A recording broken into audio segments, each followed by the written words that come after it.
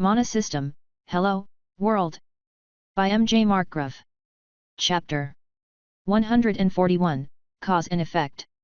You're sure it was the Stygian order that gave them info? The Marshal asked as he walked along beside me. The remaining dwarves had fled after their king had fallen. I was hobbling along through the outer portion of Houston, healing any injured I came across, and there were many.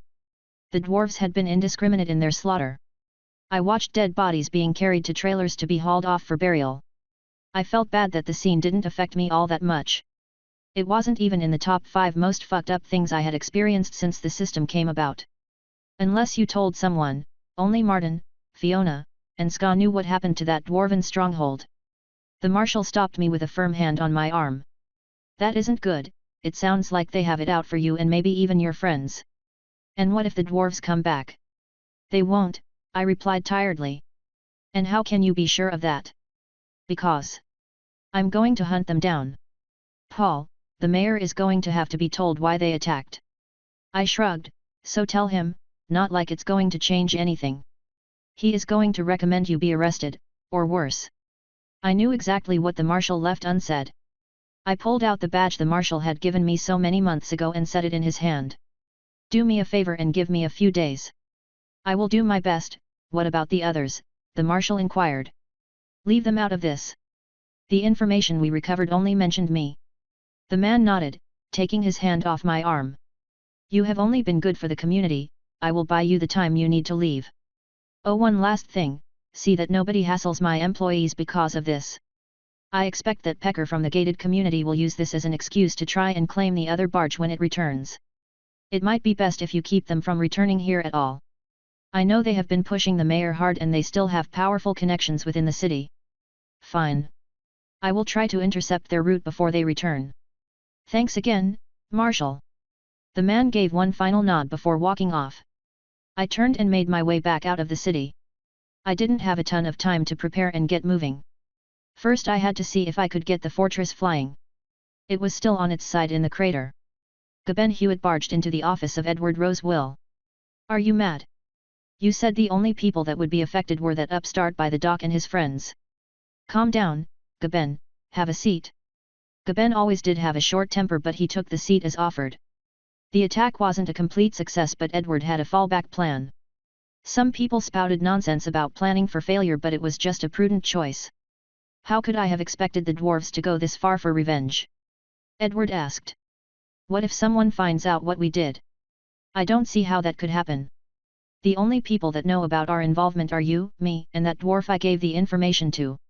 I doubt he is going to spill his guts to the city, so unless you are, I think we will be fine. Besides, the mayor will learn about all of this soon enough and our problems will take care of themselves. The dwarf in question had already been dealt with. How can you be so certain?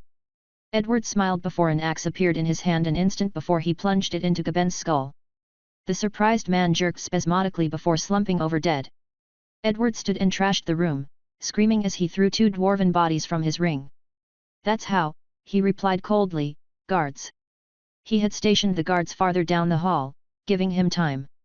Before the guards entered, he carved a few cuts in his skin and clothing. He heard the rush of footsteps moments before his men burst into the room. It looked like a tornado of violence had occurred and 3 bodies lay sprawled across the room with Edward heaving for breath. They were invisible. One of you stay here, the others get the rest of the guards and scan the property. Both nodded and rushed to do his bidding. Edward had already placed incriminating evidence into one of the dwarven corpse's pockets. He didn't know or care if these dwarves were from the same clan as the ones who attacked. Nobody would look closely at a few more corpses. What they would look closely at is him if he were the only person in the gated community that was attacked. Thankfully, Gaben had more money than sense. Edward had used the remaining money the man had given him to hire a few contractors to make it look like the dwarves had attacked here as well. Nobody within the gated community was over level 10, besides a few of the guards. So they would never catch the killers before they snuck in, killed their targets, and snuck back out. An hour later Edward heard the pounding of footsteps approach again. We were unable to locate any more attackers, but we have more reports that other homes were attacked. We need to get you to safety, sir. Edward nodded, secure the bodies and contact the marshal. Edward followed as he was led to his panic room. It had been upgraded since the system and now sported enchantments. The guard that he left behind was chosen for a specific reason. He had a wife and young child in Houston. When he found the evidence, he was more likely to head straight for his family to see if they were okay. If the information spreads, so much the better. Edward let a small smile cross his face. He hadn't gotten to be a billionaire without being ruthless. Gaben should have stayed at home to die quietly, but it worked out better this way. He wouldn't stop until that fucking cat lost everything that mattered to him, just like he had taken everything that mattered from him. I stared at the open crater and wondered how the fuck I was going to get inside the fortress. The door was facing down and was buried in the rubble.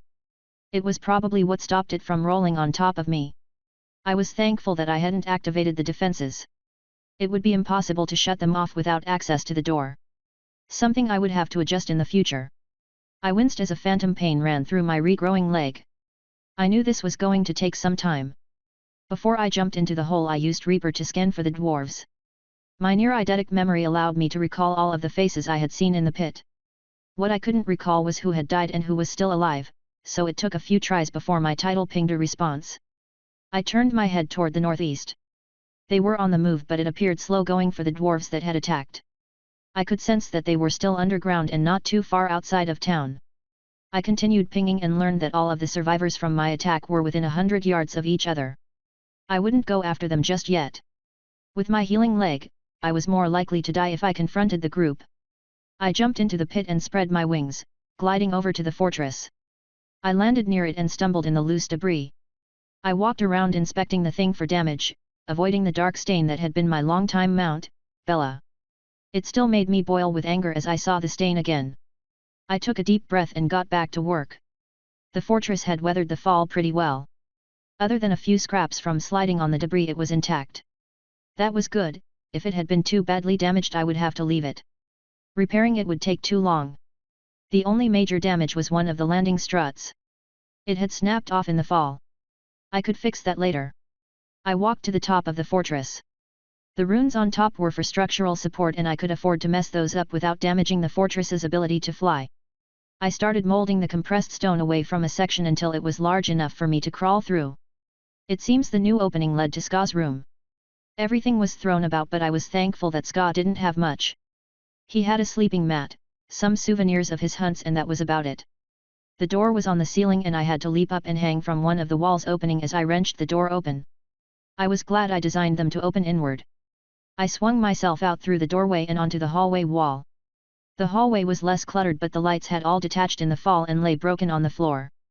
Moving through the mess with one good leg was not easy, and I fell more than once, slicing myself on some sharp glass. It took another 20 minutes for me to get to the command room. I had to climb the hallway as the space was too small to deploy my wings. I made a note to add rungs to the wall in case something like this happened in the future. Getting to the command chair wasn't really an option. The chair had been torn free by the impact and lay crushed against the wall of the room. I cursed my luck as I jumped for the command console. The console was made from high-quality magical alloy and had held up to the fall and the abuse of me latching onto it with my metal hand.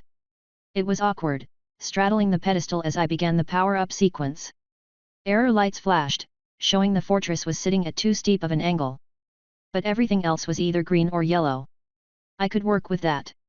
The power finished coming online and I worked at adjusting the settings to only have the downward-facing runes activate. The fortress shook as it lurched upward and I was thrown off the pedestal to slam against the wall a few feet away. I slid back down the floor as the angle started to decrease. I grabbed the console as I slid past, managing to stand behind it and activate the main lifting rune. The fortress slid sideways as the bulk was lifted out of the debris. I was almost thrown free of the console again, but I managed to hold on. The random motion and bobbing eventually stopped and I saw through the viewer that it was floating clear from the debris.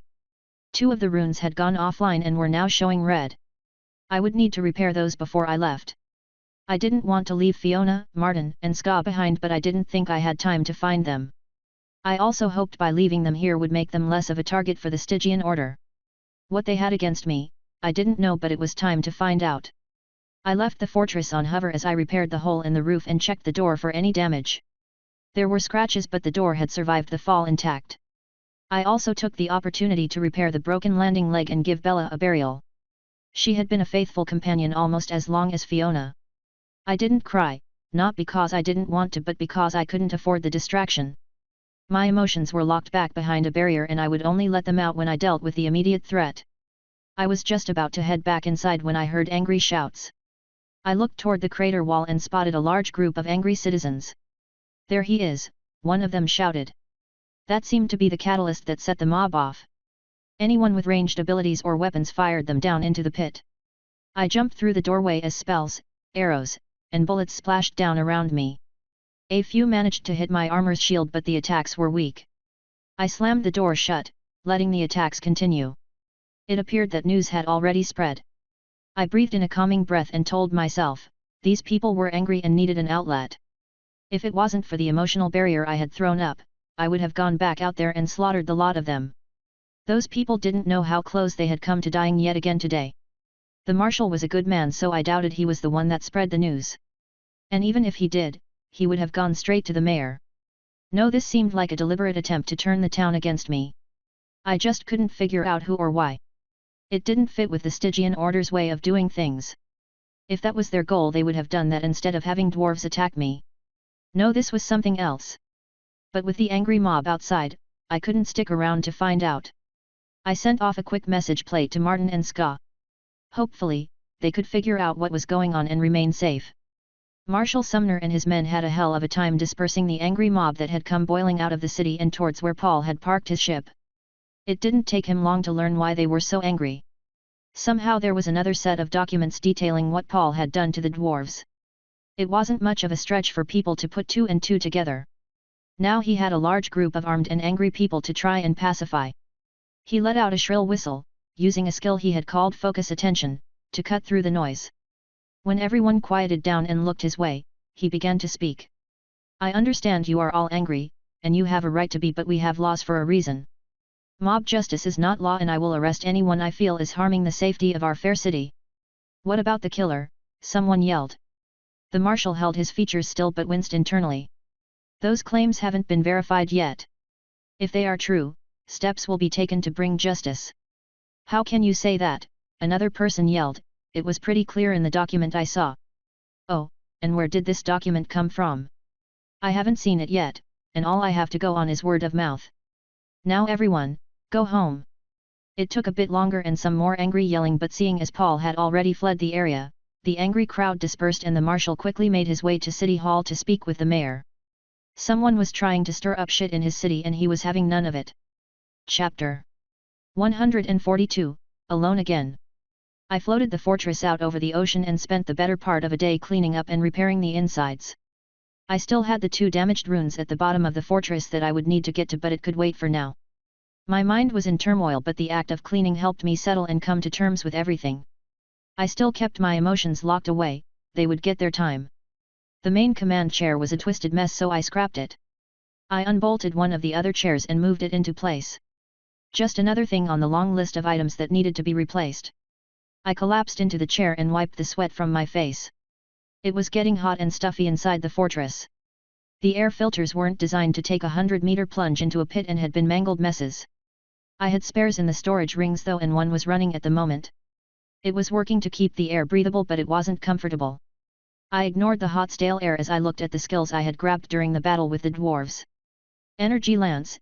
Imbue energy into your next attack to produce a spear of concentrated mana that shoots from the tip of your weapon and explodes on impact, dealing STRX.5 modifier explosive damage. Cost 150 mana, cooldown 2 minutes. It was a skill-based mana cannon. No wonder my leg had been blown apart. Annihilator Sphere. Conjure a sphere of destructive energy that turns a 1-meter sphere around the point of impact into dust. Deals int X.6 modifier damage. Damage reduced by 2% for each point of endurance the target has.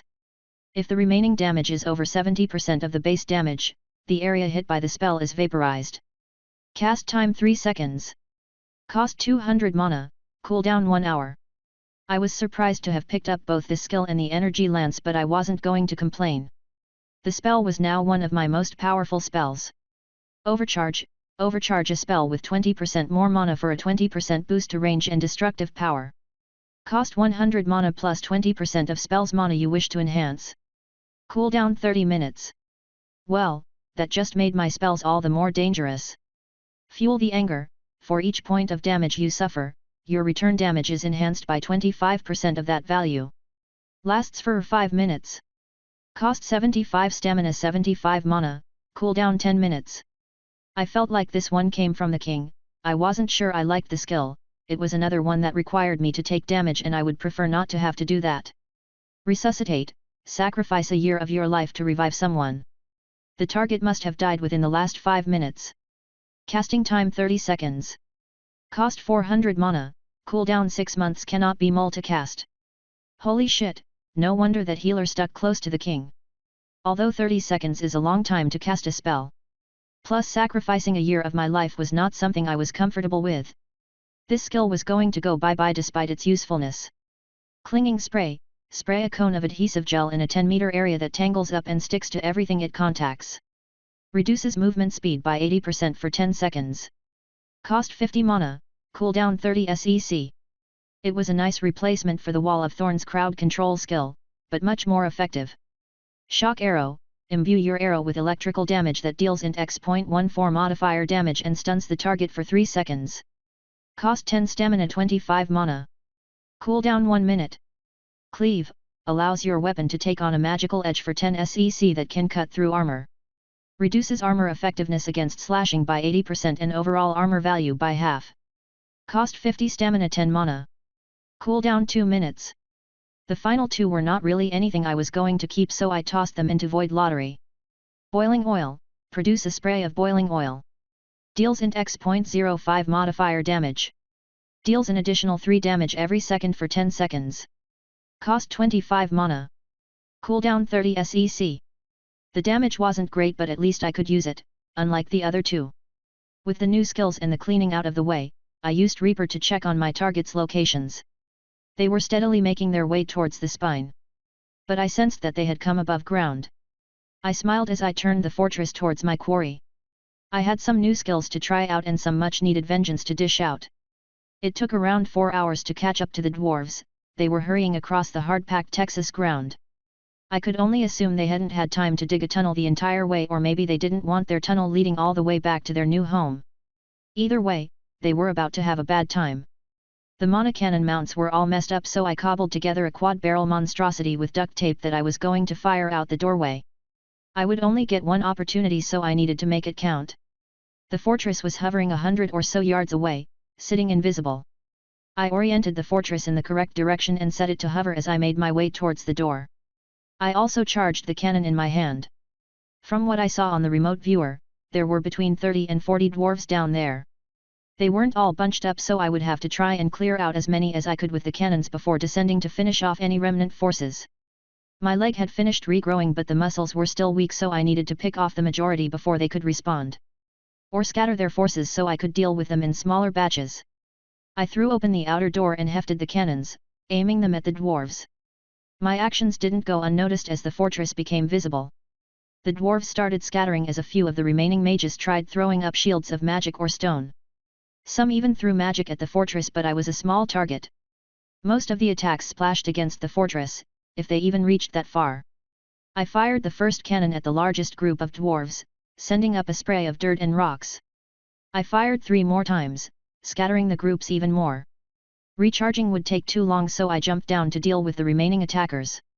A dwarven mage fired a huge bolt of ice at me that just barely missed. I returned the favor by firing my charged hand at him. I missed as well, but unlike his spell, my bolt of mana struck the ground and exploded, sending the offending mage flying away. A couple of dwarves thought they could wait for me on the ground. Instead of floating down, I sped up. I activated my movement skills and my area of denial to smash into the ground with massive speed. They weren't expecting that. The ground around my impact point erupted violently as seismic strike did its work. My shield did not survive after absorbing the impact. It seemed my skills were too much for it to keep up. I jumped out of the crater and slammed my staff into one of the dazed dwarves. Not all had succumbed to the attack, and a group of 4 were rushing at me. I hit them with clinging spray, halting them in their tracks. Then I sent an energy lance their way. Going by how their eyes widened, they realized now that I was the one that killed their king. Not that it mattered, as the bolt of energy struck the closest one with a massive explosion. The one I targeted was blown to pieces, but the other 3 survived. They would probably regret doing that as the clinging spray caught fire. I had to divert my attention as 3 more dwarves attacked. Their spears jabbed at me in a coordinated fashion, preventing me from returning attacks. I used all my speed to deflect the 3 spears. I was holding my own, but the 3 were spreading out and making it more difficult for me to counter all of them. I decided not to wait for them to surround me as I activated Time Shutter and closed in on the one to my left. The dwarf was unable to backpedal fast enough as Flurry of Blows activated, crashing into his upper chest. His armor absorbed a lot of damage, but he stumbled back, coughing up blood and wheezing heavily as his armor was smashed in from my strength. I continued pushing, ignoring the attacks that fell on my armor. The armor's shield flickering wildly as the other 2 attacked. I landed a sweeping blow across the injured dwarf's helmet before I swung around to counter the other 2. I was giving ground as the 2 worked in tandem to push me away from their downed ally. But that didn't stop me. I jumped back and fired off an Annihilation Sphere, using Time Shutter to make the casting almost instant. The cost in mana and stamina to multicast Time Shutter twice followed by the sphere was tremendous, but the surprise had worked. The dwarves dove to avoid the spell, but I hadn't been aiming for them. My target had been their downed friend, who screamed as the spell impacted his ruined armor. I let out a maddening laugh that drove the remaining dwarves to suicidal recklessness. An overcharged frost wave froze them in their tracks. They were still alive, but it gave me time to chug 2 mana potions. Then I touched each on the head, casting Corrupting Touch on one and Calcifying Strike on the other. With them being frozen, they couldn't even scream as their bodies were converted by the spells. That was 12 more dead dwarves.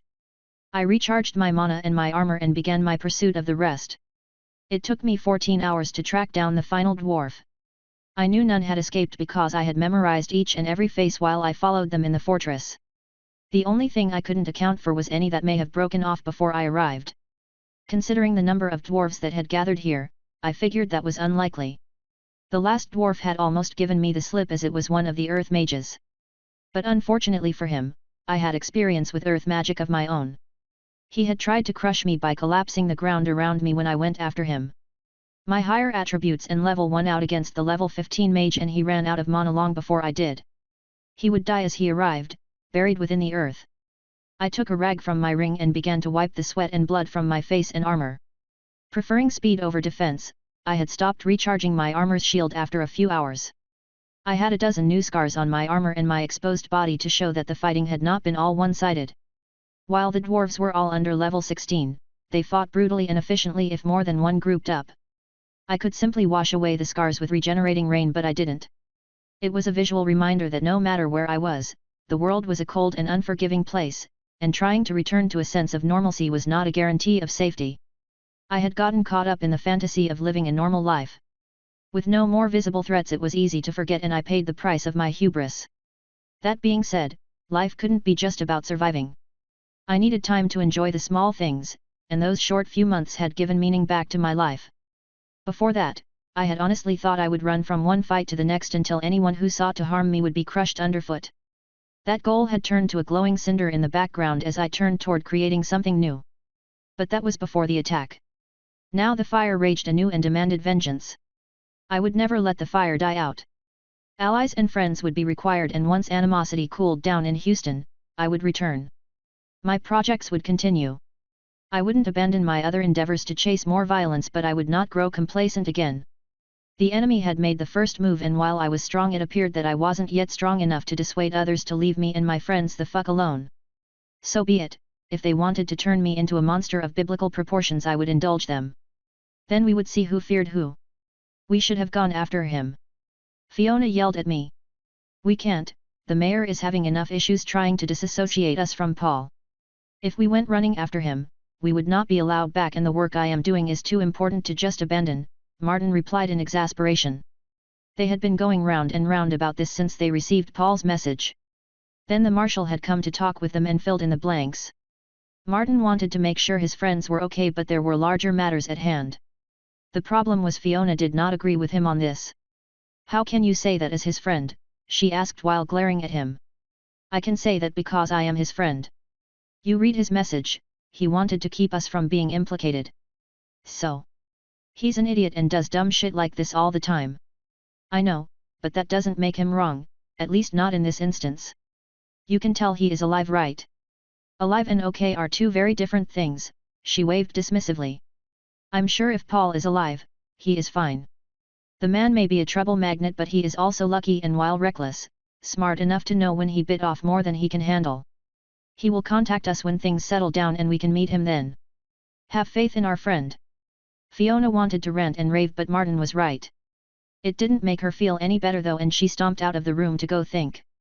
If she couldn't go to Paul, she could at least send a message to Scott to inform him of what was going on.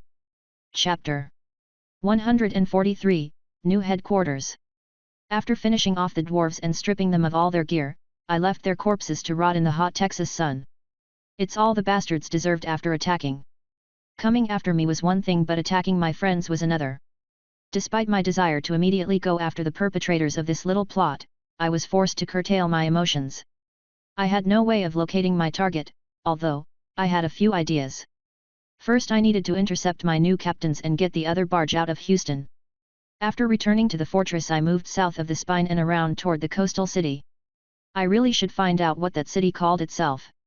My arrival didn't go unnoticed as I plopped the fortress down in an empty shipping yard near the docks. I hurried out to prevent any misunderstandings among the locals. A few of the town militia had already shown up, but they quickly spotted me and lowered their weapons. But I noticed they didn't put them away. I thought you said you would be gone for at least another week, one of the men asked, and I recognized his face from the previous time I had been here. The barge won't be, but I plan on setting up a shipping hub here.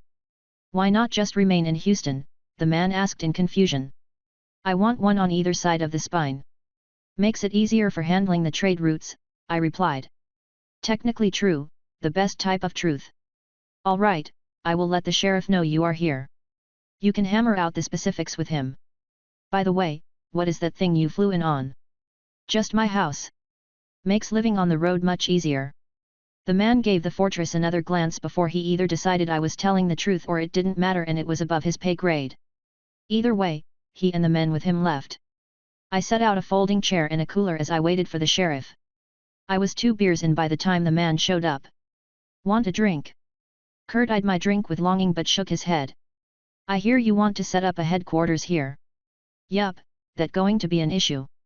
No, the city will automatically tax you if you own any property. I would just ask that you refrain from arming people this time around. We are still discussing how to handle that issue and choosing a new mayor. Fair enough, but I can't prevent merchants from selling weapons to the locals. That's fine, so long as we know who sells what. At least then we can register the weapons. I thought the man was being naively optimistic, but it wasn't my town, he could run it how he saw fit. I only plan on sticking around for a week this time around. The barge should arrive then.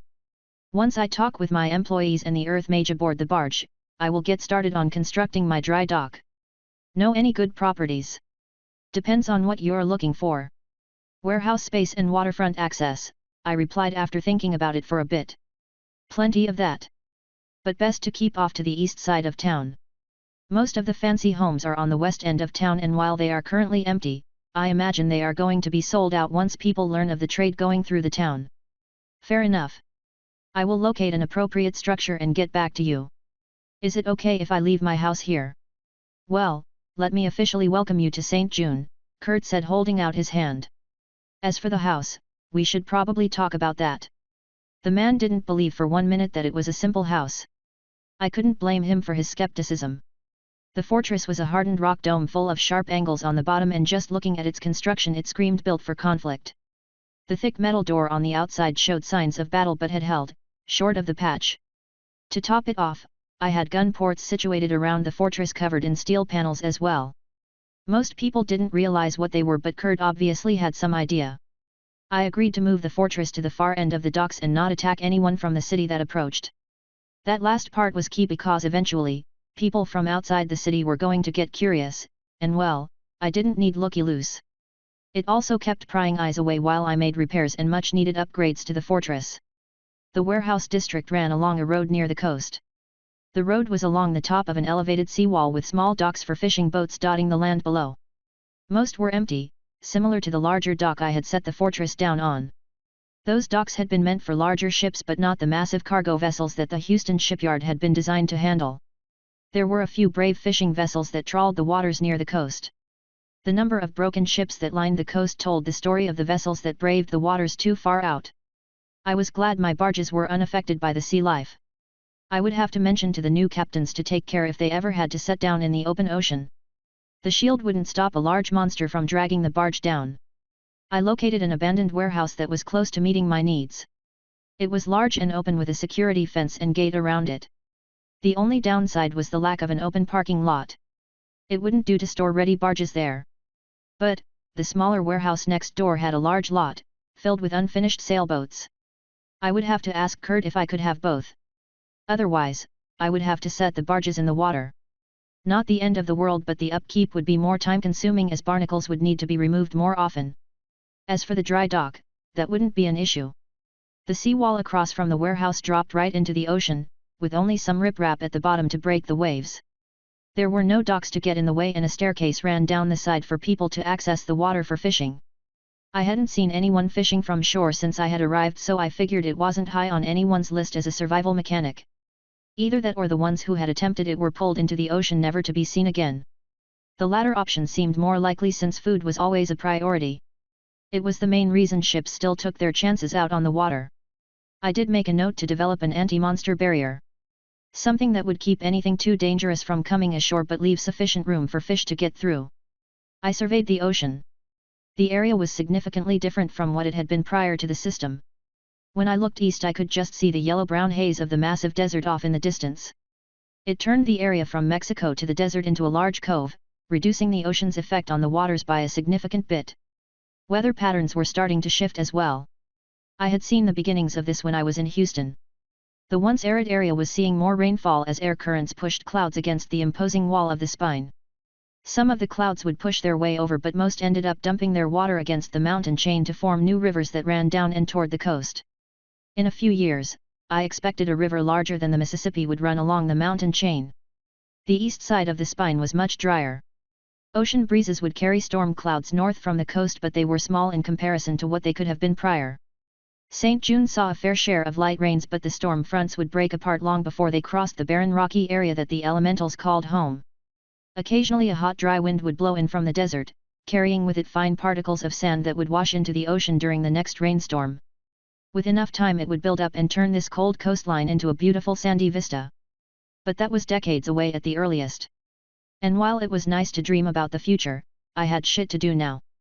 Kurt agreed to let me have both properties, assuming I could continue paying the taxes on them. Which reminded me I was broke. That issue was quickly resolved when I spoke with a few of the boat captains. They had been eager to learn of anything that made their important work a bit safer. I couldn't offer them levitation as I didn't have that kind of time or resources, but I was able to provide a simple shield that could protect them long enough to fight off a sea monster or make their way to shore. I was only able to apply the shield to 3 vessels due to my lack of additional mana hearts, and even those 3 had come from some of my unfinished projects. The shields weren't much, but they would be able to soak up 500 damage. I hadn't yet figured out how to merge smaller mana hearts into a larger one, but that work was ongoing. The week went by quickly and finally, my barge had arrived. I strode onto the boat and waved at the guards, who gave me confused looks. They knew it was me and not some double, as I had a control rune to disable the shield. "Keep up the good work, I just have to speak with the captains." The guards shrugged as I walked past. They were busy directing the merchants off to set up their carts on the dock anyway. "Mr. Paul. What brings you here?" Maria asked in trepidation. "I had some business to attend to here and thought I would stick around until you two arrived." "How was the trip so far?" "No issues, Mr. Paul," Javier added with a smile. "Good. Hey, while I have you two here, I need you to do something for me when you return to Houston." I felt a bit guilty about putting them up to this, but I needed both barges here. "What would you like us to do, Mr. Paul?" Maria asked. "Well, when you return to Houston, I need one of you to pilot the other barge over here. It isn't fully operational, but it should be able to stay above the waves, just take it slow. Oh, and if anyone says the barge isn't mine or tries to force their way on board, leave and return here." The two were looking nervous as I spoke, and I tried alleviating their fears. "You shouldn't have any issues, and I will be paying the guards to protect you and the barge for another round trip." "Are you in trouble, Mr. Paul?" "No, why would you say that? It's just a small misunderstanding with some of the locals. If you have concerns, go and talk with Marshal Sumner, he can tell you what is going on." "Oh, I might also have a few friends that want to join me here. Their names are Martin, Fiona, and Ska." Ska is a large cat man, so don't freak out if you see him." The two nodded slowly like they were rethinking their choice to work for me. I just smiled as disarmingly as I could. It didn't seem to help. I really wished Martin was here with his abnormally high charisma to help me out. Chapter 144, New Toys. Now that I had spoken to Javier and Maria and gotten the initial work started on the new warehouse and dry dock, I turned my attention toward my next goal. Locating the Stygian order was going to be difficult. I assumed they had spies. I wasn't familiar with keeping tabs on me. It was the only thing that made sense as to how they knew of the dwarves or where I was located after the attack at the Hornwell property. Therein lay the problem. I had no way to ferret these people out, at least not yet. I did have one concrete piece of information, and that was how they got around. I hadn't come across anyone that could create portals other than that man in West Exit that helped set up that return system. I wasn't sure if that could be considered a portal though. That left me with two options: purchase a similar portal skill or create an item that could mimic it. With my access to the bazaar in Houston and East Exit cut off, that left Biloxi as the closest available bazaar, and I wasn't sure I wanted to go back there with that creep Lord Vic T being around. That left Chicago or Durbinton as the only other locations I knew of that had a bazaar. I didn't want to go back up there if I could avoid it, too many bad memories.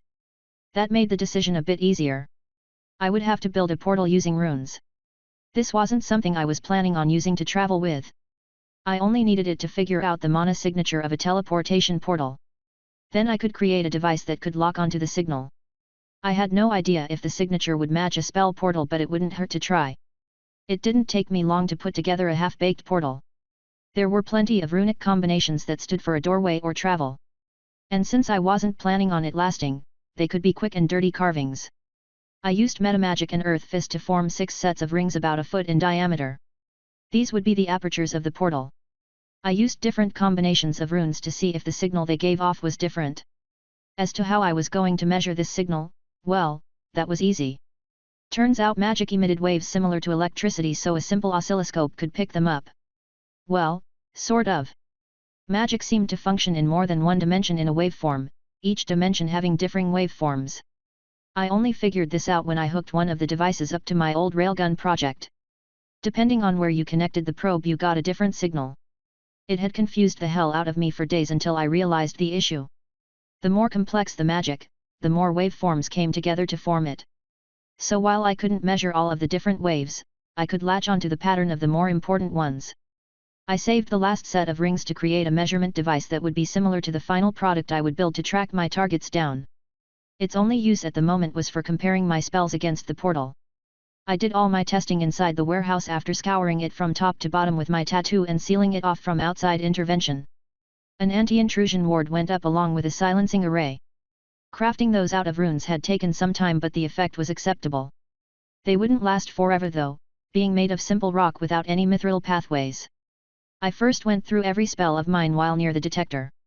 I memorized the results and shifted the position of the detector and ran through them again to get another angle on how the spell forms functioned. The data I collected was rather sparse. Short-term spells really only showed up for half a second on the detector, not giving much of a reading. I ran into more luck with spells like Imbue, or even my healing spells. While the data was limited, it helped tremendously. I could now rule out any reading that was less than a second long. That was over 80% of my abilities. I moved on to the portals. The rock discs were set on metal stands and I connected 2 mana generators, one on each end. The portals were power-hungry devices and the smaller gems were depleted within 10 seconds. It was enough time to get a fair reading and analyze the effect of objects, both biological and non-biological, going through the portal. The rats I had captured didn't appreciate me throwing them through the devices. Not that they could complain once they came out. My portals weren't exactly stable. I cleaned up the mess and prepped the next set of portal rings. I spent the next 2 days running tests until I finally realized I wasn't going to be able to pin down a certain waveform. My conclusion wasn't all that surprising, but I wouldn't say the tests were a complete bust. I learned a few valuable things. Portals, at least mine, required a lot of energy. They also lasted longer than most spells, and if something passed through, there was always a spike in the waveform. The size of the object didn't seem to matter as the spike was always consistent. With those 3 key components, I could build the detection array. That would have to wait though, as I was expecting the barges to return soon. I headed out of the warehouse after storing everything in my ring. I didn't want the Stygian order getting wind of what I was up to. I walked down to the fortress to await the arrival of the barges. It took most of the day before my keen vision spotted one of the barges, flying low over the ocean. The massive vessel was slow in its approach, but it eventually arrived in the harbor. I went down to meet the captain. I had to wait for the mass of people to step off the barge. It seemed like Maria had picked up people looking for a change. I spotted Timothy, the welder I had hired, as well as my other 2 earth mages. I waved to the 3, who waved back and headed over. "What brings you lot over here?" I inquired. "Work, obviously. Look, boss, we don't care what you did to some low-life dwarves, all we care about is steady pay and interesting work, and you offer both," Charles stated firmly. "You all feel this way?" The other 2 nodded. "Well, alright then. I'll show you to the new warehouse." Darnell already got started on the dry dock, but I lent him to the city to help build up the fortifications. "I will probably split your time between the 2 projects. The dry dock isn't much of a hurry at the moment with 2 barges. As long as you keep us busy," Charles replied. I guess that made him in charge. "By the way, we have both work vehicles on the barge," Charles added, pointing to 2 tarp-covered objects near the command center. "Excellent. Once these people get off, I'll drive one and you can follow in the other." The others nodded as they walked off to the side to get out of the way of the people disembarking. I could tell most, if not all, of these people were not from Houston. Most were Hispanic and a majority of them were young. They also didn't have the softness that came with being safe behind tall walls. They were rough and weathered, despite their young age. But that didn't seem to dampen the spark I saw in their eyes. They wanted something better and had jumped at the opportunity. I assumed this was the reason why Javier had not joined Maria on the voyage across. I would speak with her. I walked past the guards with a friendly nod. They nodded back, but it was more subdued. I assumed they had learned of the events in Houston. I imagined all kinds of rumors were swirling around about me. I was surprised that Ska, Fiona, or Martin weren't on board. I waved as I approached the command cabin. Maria waved back excitedly. "So?" I asked as I entered the cabin. Maria looked a bit chastised but spoke up anyway. "They needed help, Mr. Paul, I couldn't in good conscience leave them behind." It was the first thing I had heard her truly passionate about, other than being a captain. "All right. Really?" she beamed. I nodded. "Is Javier picking up a load of people as well?" "No, Mr. Paul, there was a line of merchants waiting when we returned. They convinced him to take them on the same route as we had taken the others." I scratched my head. "Really? And you 2 had no trouble getting out with both barges?" She shook her head. "Nobody came to stop us, or even yell at us. After your speech, we were quite worried. Your friend Martin did give me a letter to hand you," she said, digging around in her pockets for the letter. She handed me the slightly crumpled letter with a WinCE. I accepted the letter with thanks. "Once everything is offloaded, tie off the barge to the dock. The dry dock won't be finished for a week or so. You can ride with me and the others and set up in one of the offices in the warehouse. It won't be very glamorous, but it will be free. At least until you can find a place to live." She nodded excitedly as she rushed out the door to begin tying up the barge. I shook my head and powered down the barge. Having capable employees was a godsend. I didn't have to watch over them as they got their work done. Timothy didn't have much to do, but I still had him fabricate me a couple of items from normal steel, aluminum, and stainless steel. I was glad his skill set went beyond simple welding. He didn't ask what the rings were for and I didn't provide an answer. The detectors were fitted to a device I was very familiar with. The football-sized top no longer contained a void in the center designed for dangerous toxins. Why 3 rings? Well, I wasn't sure which would work best. I suspected the normal steel ring would rust or burn out the quickest, with the other 2 lasting longer. I needed dozens of these devices and I wasn't willing to construct them out of mithril. So the 6 prototypes would have to do. The activation ring on the bombs worked exactly like my previous model, but these new ones had runes designed to punch deeper into the ground and produce an effect that would hide their impact location. I knew the Stygian order was going to try and follow me and see what I was doing. If they found the landing sites, all they would find would be a scattering of fake debris and a shallow impact crater. If they already knew I used bombs, I hoped they would mistake them for another evolution. If they didn't, I hoped it confused the hell out of them. Better yet, if they investigated more deeply, my detectors would trigger with each person they teleport in. I wasn't worried about the devices ending up in their hands. The quarter-pound of C4 and proximity trigger would take care of that issue. I had to thank Randy Cotton and his goon squad for the massive surplus of explosives I now had in my possession.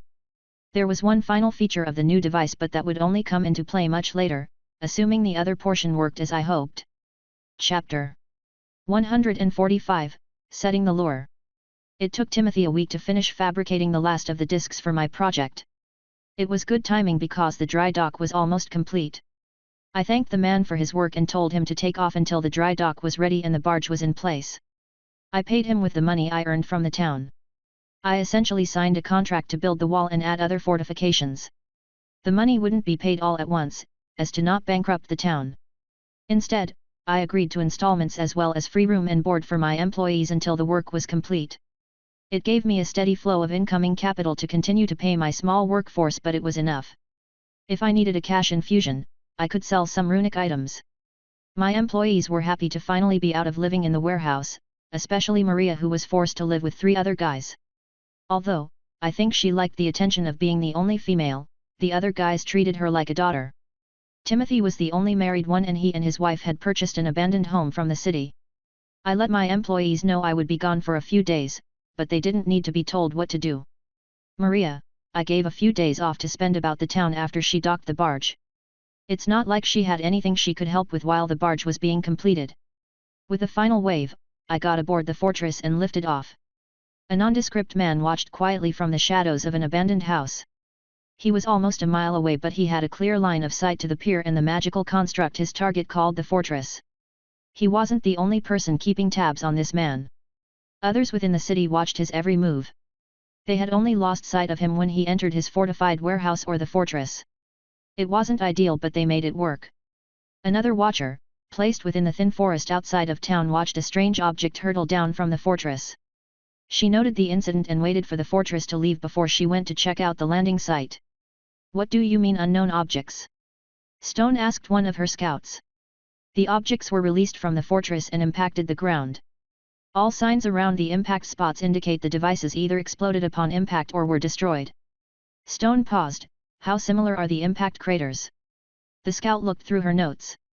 "Almost identical," she replied. "That crafty bastard, he's up to something.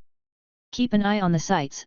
I will see if I can get approval for a retrieval team to look over one of the craters for any clues." The scout nodded and walked away. Everything about this screamed of a trap to Stone, but she couldn't figure out what the trap was. One thing she knew for certain was whatever that man was up to, did not bode well for the order. She quickly hurried down the hallway to the mirror room. The council needed to vote on this topic. As she shut the door that closed off the strange room, the wall shimmered to life as the mercury-like substance poured down the back wall in a constant flow. Most people wouldn't recognize a node terminal if they came across it, but she and the other members of the order controlled over a dozen of the sites. The seer was part of the nodes, but it also allowed communication across even interstellar distances. Not that they had any operatives off-world. She waved her hand through the metallic liquid and spoke a few words of magic to activate the device. It didn't take long for the silvery liquid to show the faces of other members. When the last one was filled, she called the meeting to order.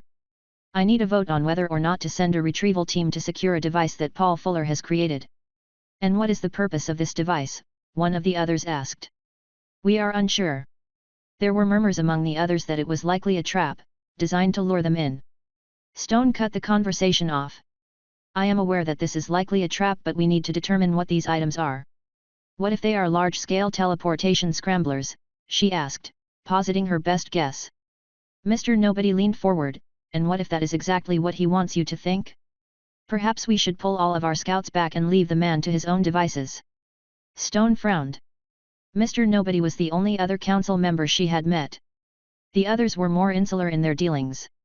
"You propose to let one of the most dangerous individuals to the future of mankind to his own devices?" she asked in astonishment. "Says who?" he replied in kind. "The seer has told us that the lines of the future, especially involving Mr. Fuller, are becoming hard to read. That does not mean he is a danger to humanity." Stone clenched her fist. Mr. Nobody had been opposed to her since Paul Fuller had first become an issue. "I propose we vote now." "I vote to deploy the team." "Opposed," Mr. Nobody replied quietly. The vote came down with only one other vote in her favor. She gritted her teeth and swiped her hand through the liquid, cancelling the session. If those fools didn't see the danger this man posed, she would deal with it herself. It would cost her some favors, but she had just the team in mind. I was honestly not expecting much action on my detectors, but the damn things were lighting up like Christmas trees. I had detected over a dozen confirmed teleportations in less than a week. Some were near my drop sites, giving me much better signal strength, which allowed me to adjust the detectors for my next batch. It seemed they were interested in one particular detector. It was probably because it was the furthest away from the city. I wasn't able to see what was happening near the detector, but after a half hour, the signal went dead. Less than 30 seconds after that, 6 signals flashed away through a portal. I headed over with the fortress to see what happened. I was doing exactly as the Stygian order expected of me, and I smiled. As I expected, they had tried to dig up the device, only to have it blow up in their face. There was a significant amount of blood around the blast hole, telling a pretty damning story of what occurred. I kicked a piece of shrapnel down the crater and walked back to the fortress with a worried frown on my face. Let them think I was worried about the loss of the item. What the hell happened? Stone yelled as 5 beat-up survivors returned, carry 1 dead. It was a trap. Jacob growled, spitting out some blood. Damn thing exploded as soon as we got within 2 feet. Lenny took a piece of shrapnel straight through the eye and right into his brain. He died instantly. Stone slammed her first into the wall, causing it to crack. She hadn't told her team of the possibility that it was a trap. All right, get to medical and get those wounds treated. I will debrief you in half an hour. Stone watched the 5 hobble off, while she panicked internally. If she had recovered something of value, she could have talked her way out of this mess. But now it was too late. She needed to cover this mess up as quickly and quietly as possible, so she hurried to her office. She froze when she opened her door and saw Mr. Nobody sitting behind her desk with his feet propped up. "Have a seat please," the man said in a casual tone. Stone's first instinct was to bolt for it, but she knew she wouldn't get far. They didn't call Mr. Nobody, the hunter, for nothing. She woodenly took a seat across from the quiet, unassuming man. "You went against the vote, Stone." "I had my reasons," she ground out. "I'm sure you did, and they may have even been good and justified, but that's not how we operate. You know that. You know as well as I that the lines of the future will clear." Mr. Nobody cut her off with a shushing motion. "Your reliance on the seer is your first problem. We got along just fine before. While I agree it is helpful, it seems to have clouded the minds of some of the leadership." "That's your opinion." "No, Stone, that's the majority opinion. You see, while you were trying to further incite Mr. Fuller, we had another vote." "Care to guess what that was about?" he asked, quirking his eyebrow. Stone knew, she wasn't a fool. Any vote she was left out of was a vote about her fate. She tried to leap across the desk and smash the smug man's face in, but she couldn't overpower the force holding her in her seat. "I admire your tenacity, Stone, but there must be rules, even for people like us." She tried to scream, but an invisible force rammed into her mouth, making her choke. The sensation only lasted for a moment. The magic holding her motionless, twisted her head around with a snap. Her vision faded as tears of pain streamed down her face.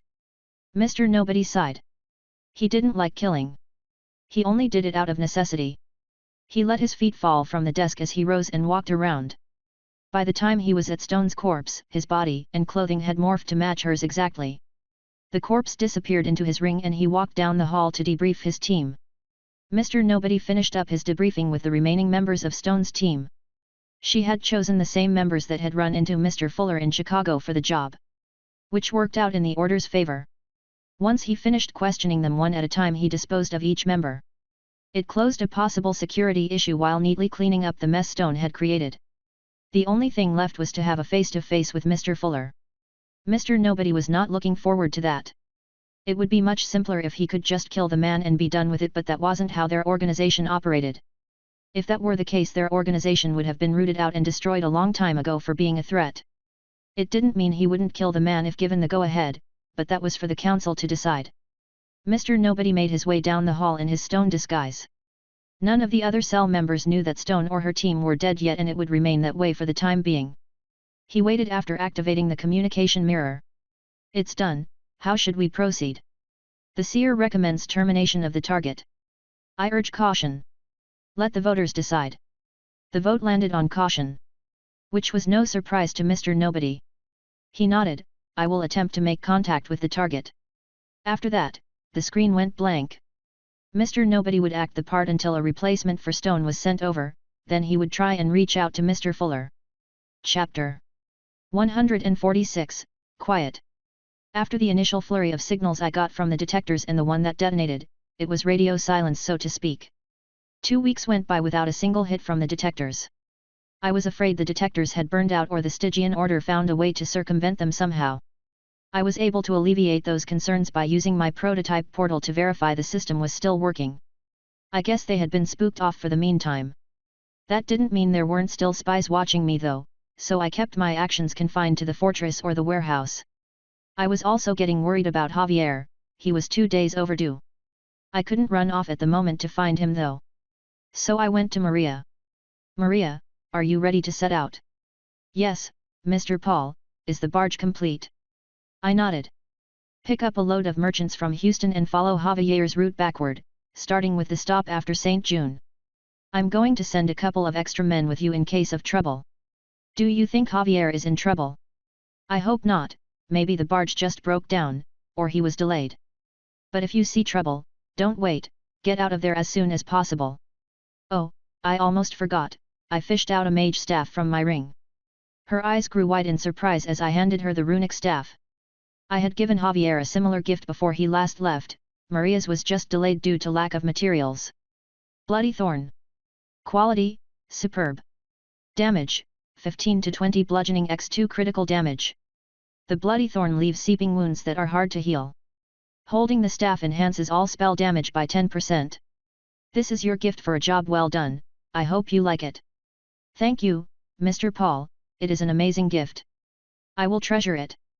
I felt a bit awkward at the praise, sure it was a decent staff, but I whipped it up in like 10 minutes. I just nodded and accepted the hug she gave me in return. Okay, that's enough. Thankfully she released me. I will do my best to find Javier, Mr. Paul. She rushed off to the dry dock to prep the barge. You're just a big softy, I heard a light chuckle from behind me. I turned to see Charles walking up. I just grunted at his comment. How is the wall coming along? It's about 20% complete. Are you planning on having any more barges? Not at the moment. We need to open up more trade routes before more barges make sense. Plus I need to get more materials, I am fresh out. Are you planning a trip to the bazaar? I would if I could, but the ones I know about are all in cities I'm not exactly allowed in at the moment. What about Vegas? I quirked an eyebrow at this. I overheard a guy in Houston that said he came from that direction. Said Vegas is booming more than it was before the system. He also mentioned that there was a bazaar there, but it was not exactly as open to the public as the one in Houston. Really? I asked. Charles shrugged. I guess it won't hurt to take a look. I'll need some capital before I head over there though, so I may spend a week making some weapons. I handed Charles some message plates. In case you need to get in touch with me while I'm gone. After my talk with Charles and Maria, I went in search of Kurt. We weren't exactly friends but there was a grudging understanding between us. He was harder to find now that he was off trying to level in some nearby dungeons. Luckily, I found him in his office. Good, you're here. I just wanted to stop in and let you know I will be gone for a couple of weeks. Give the stipend to Charles until I return. Anything I should be worried about? Kurt asked pointedly. I ignored his tone as I responded. No, I just need to pick up more materials to continue working on more barges. It would be nice if we could find a local supply of mithril though. Kurt scratched his chin. Well, I can ask some of the people that are braving the rocky plains to see if they spot any ore deposits. Any idea what it looks like? I shook my head. I can give you a small sample of a piece of refined mithril to compare it to but I have never seen it in its raw form. I pulled out a tiny piece of scrap no longer than an inch and handed it to him. He looked at the unassuming grey metal with a bit of confusion. So something like this is what you're looking for? Yeah, have you seen anything like it? Maybe, the rock elementals have a similar color, I wonder if they are made partly of mithril. I will have a sample brought in and see if we have a furnace that can melt it down to compare. That would be appreciated. I talked with the mages today and they say the wall is going up quickly. Yes, it will be nice to not have to worry about random monsters crawling in from the rocky wastes to the north. It didn't happen often, but it was always a surprise when it did. At least now we have active patrols along the border to deter the creatures. And with the dungeons and new influx of people, we are gathering a larger fighting force in case of trouble. Well, have fun with that.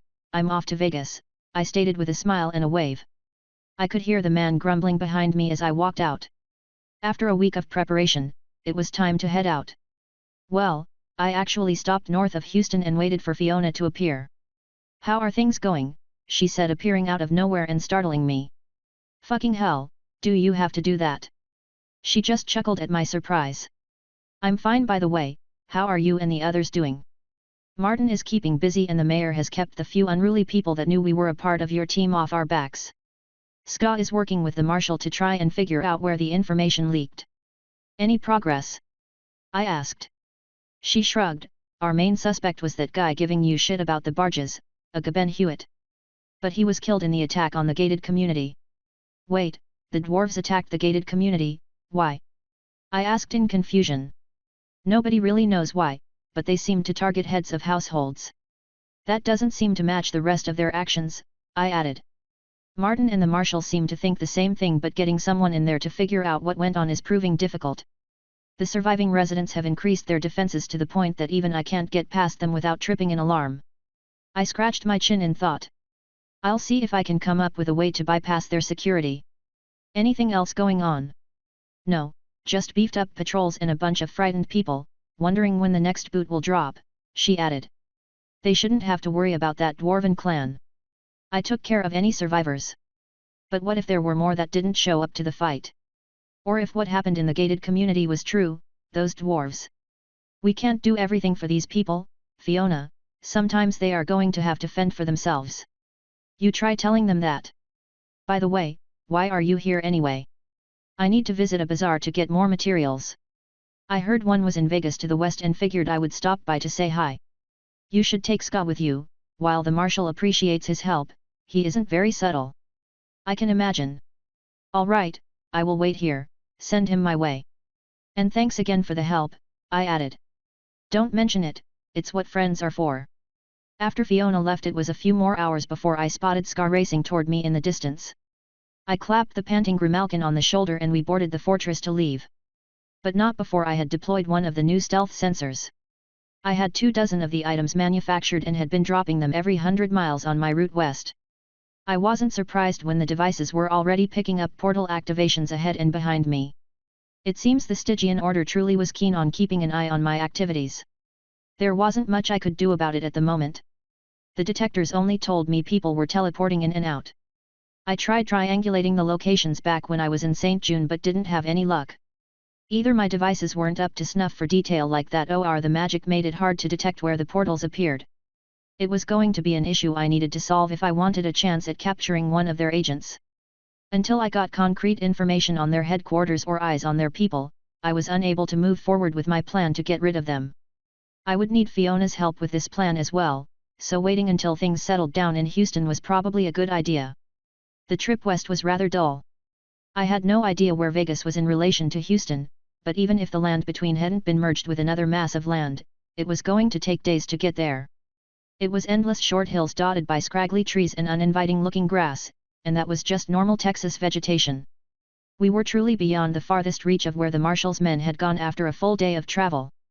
If I had to guess, we were on the west side of Texas by this point. The weather didn't improve much and only got hotter and drier. To the north was a sickly yellow haze that hung over bubbling pools of sulfur. If we hadn't been so far south, I may have mistaken them for the ones in Yellowstone. But we were just crossing into New Mexico. The only reason I knew this is because we set down in an abandoned town near the border. The faded sign a few hundred feet down the road read, "Welcome to New Mexico." The first interesting landmark we came across was a massive sinkhole. It had to be close to a mile across, and even in the noonday sun I could not see the bottom due to the haze. Even staring into the depth, through the remote viewer, gave me the willies, and we skirted around the strange new landmark. About an hour after that we ended up running across Roswell. It was a bit funny to me how wrong we had gotten it. We did end up stopping in Roswell. Not to shop but to get food and maybe some directions. Turns out the people here had fared relatively well. I guess I shouldn't be overly surprised, they were kind of used to weird shit. A few gave interested glances towards Ska, but he wasn't the strangest creature around. We walked past 3 humanoid armadillos as they lumbered down the street. The city even had a short but effective wall to keep predators at bay. The open stalls along the street showcased the remains of those creatures. Giant snake skins, colorful lizard pelts that seemed to scatter the light, and all sorts of other items I was unable to identify. Ska and I did stop at a food vendor and got some lizard meat. I got mine in a taco and Ska got his on a stick. It was quite good and the vendor seemed happy that we enjoyed his food. After getting some water and dried food we headed out again. I was surprised at how open and friendly everyone in the town had been. It made me too wary to stay. Perhaps that's just how they were, but I didn't want to find out the hard way that I had accidentally stayed in a town full of cannibals or some other such nonsense. Or maybe I was just too jaded by my experiences to believe people could just be happy. From there I turned the fortress northwest. Since leaving Texas there had been few active settlements. With the loss of the ability to pump water, the desert had returned to take its place. If anything, it was hotter than the great desert I had first fallen into in the south. The land wasn't dead though. Creatures that could brave the harsh climate were plentiful in the area. And far more terrifying than before the system came to be. I had thought the sand scorpion matriarch was large, but the group of scorpions I had spotted below were the size of a semi-truck. At first, I had mistaken the creatures for some weird desert art exhibit until one of them moved. I wanted to blast them with the monocannons, but I hadn't gotten around to fixing them back into place yet. But those weren't the only huge denizens of the desert. We came across a snake that was the length of a freight train and it had its coils wrapped around an eagle that was as large as the fortress. Whatever weird shit was going on in this section of the desert, we decided to leave it behind. I was thankful we had the cloak going for the fortress. One of these creatures would easily be able to take it down. Chapter 147, Glitz and Glitter. The rest of New Mexico was a boring wasteland, not improved one iota from its pre-system state. Just brown rock and sand as far as you could see. Most cities were dead husks, sand already beginning to cover over the remains. People were long gone, dead or scattered to easier climates, unable to survive after the luxuries of the modern world were gone. I wondered why anyone would ever want to live in such an inhospitable place. It did give me a newfound respect for early settlers and the harsh environment they dealt with just to survive day to day. One of the instruments attached to the fortress was a thermometer and it read 122 degrees. This trip would have been a death sentence if I hadn't replaced the broken climate control units in the fortress. Even then they were running constantly just to keep Ska and me from sweating to death. Thermal insulation hadn't been a big concern when I had created the fortress. Crossing over the border into Arizona was like crossing into an alien world. It went from sand and baked ground to short but hardy grass that quickly turned into a lush landscape of verdant purple and blue. The temperature dropped as the environment changed as well, hovering at a comparatively mild 90 degrees. The reason for this change was quickly apparent as cool mist evaporated from the grass, leaving a light haze in the sky that blocked out some of the harsh rays of the sun. This new area was also home to massive herds of grazing animals. If it wasn't for the outworlders on strange mounts, I might have mistaken the herds for wild beasts. This was the first evidence of civilization since Roswell, and I watched in curious fascination as the ranchers went about their duties. Eventually, we passed over a small village, nestled on a plateau that rose above the sea of grasses. It was still well below the cooling haze though, so life wasn't as harsh as it could have been.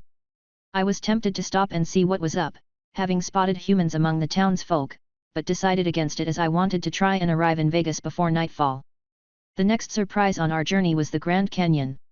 I had been here once when I was younger, on a family vacation, but what greeted us was not what I remembered. Even from miles out, I could tell something was different. The area sparkled and a kaleidoscope of colors seemed to radiate in waves from the distant canyon.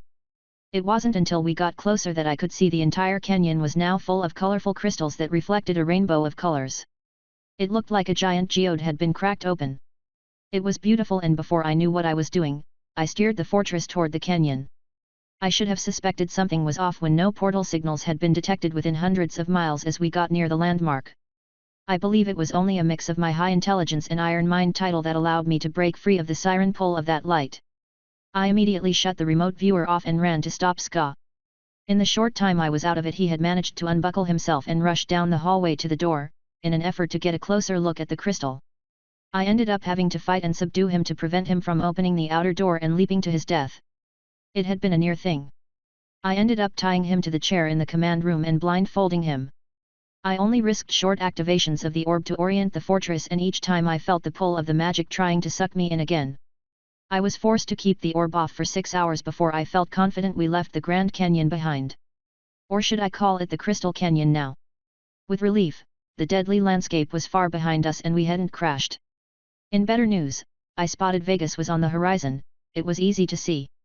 The lights of Sin City sparkled brightly across the lush landscape. I had never been to Vegas. Gambling had never been an interest to me, and it had never been a family vacation spot back when I was younger. It was a bit difficult to find a spot to land the fortress. I had expected to find dry dusty hills and sand everywhere, which would have made hiding the fortress easy. Even the hills were now covered in the strange vegetation. In the end, I found an abandoned salvage yard with hills of broken metal and crushed cars easily tall enough to hide the fortress. I didn't think anyone was still around, as everything was overgrown and no lights were on despite the dark of night settling in. Ska had finally woken back up and said his head was killing him. I used some healing and cleanse on him, and that seemed to help get rid of his hangover. I wanted to wait until morning to look around, so I set the exits on lockdown to prevent Ska from slipping out in case he was lying to me. Then I untied him and headed up to my room to sleep. Morning came without issue and Ska remained asleep in his room. I made sure he was still there. It seems the effect of the crystal had truly worn off and I had worried for nothing. The two of us made our way through town, which turned out to be quite difficult once we got closer to the strip. The town was packed almost as densely as Houston, with people and merchants of all kinds of races. The casinos seemed to be thriving, having figured out how to exchange credits for casino chips. There were even a few street brawls, which were quite violent when you added magic and skills to the mix. Large enforcers broke up any fights that got too close to the casinos or damaged too much property. While most people survived the impromptu battles, it seemed the town was a free-for-all, and I could see the wide grin on Ska's face. "No. I was just looking," he growled in protest. And how long to go from just looking to, well, he started it, or that looked like fun. We're not here to get in brawls on the street." Ska grumbled in dismay, twitching his tail back and forth in irritation. I just shook my head. We stopped at a stall to see if we could get some information. "Can you point me toward the bazaar?" "Sure, pal, but it won't do ya any good," the man stated with agitated certainty. "You must be new around here." "Yeah, we just got in last night." The man sniffed while wiping at his eyes. "Well, a couple things you should know. Try not to piss anyone off, or you're liable to end up in a fight before you know it. Rules around here have become rather lax since the fall. As for the bazaar, well, the only people that gain access to it are the casino owners or the champions. Everyone else is barred from entering, although people are allowed out. I have seen some pretty high-level people come out of bazaars. The city has enough people to enforce this?" I asked. "More than enough. Where do you think all the tournament champions go after they win? Casinos hire them for an insane amount of credits and treat them like royalty. Best stay out of their way if you see them coming. They are nothing but trouble." And how will I know one when I see one?" He cackled. "Oh, trust me, son, you will know. Goddamn crowds part like the Red Sea when they come strolling through town." "Thanks for the information. Anything else I should know about?" The man scratched his greasy hair, and I swear I saw something drip into the food he was preparing. "If you're leaving Sin City, steer clear of the east, specifically the Grand Canyon area, although most people call it Dead Man's Canyon now. Otherwise, the dream crystals will get you, then you'll never come out." The man looked about shiftily before leaning forward and whispering to me, "If you're looking for a fix though, I know a guy. Only 100 credits, fresh from the canyon? What'd say?" No thanks, I'm good." "How are people getting crystals from the canyon if it's so deadly?" I asked in confusion. The man cackled again like I had said the funniest thing ever before sanity returned to his eyes. Eyes that looked slightly unfocused and glazed over. "At night, stupid."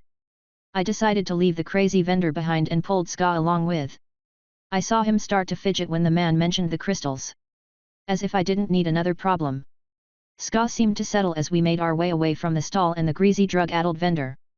We had to push our way through the mass of people, but we were both quite a bit stronger than most people.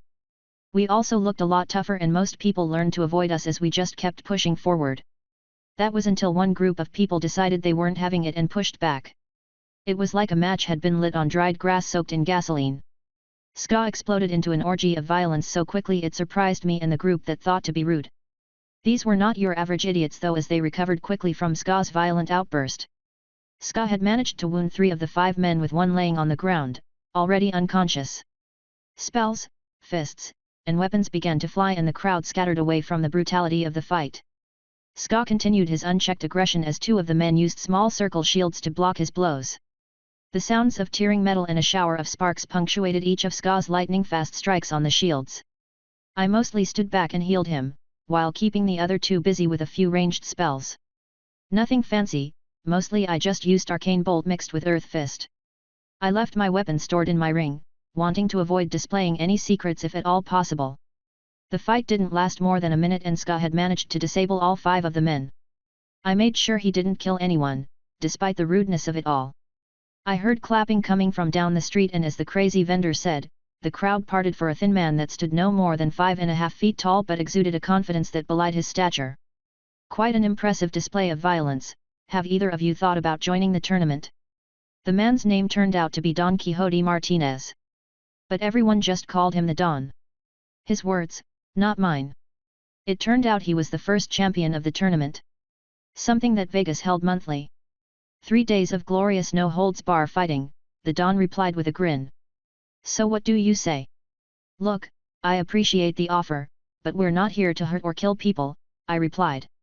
I decided not to advertise the fact that I wanted to get access to the bazaar.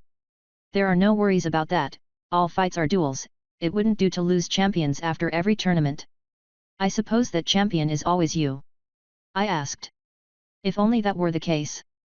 Alas, yours truly has only won 1 tournament. The real monster to watch out for is Hagar, he won the last 3.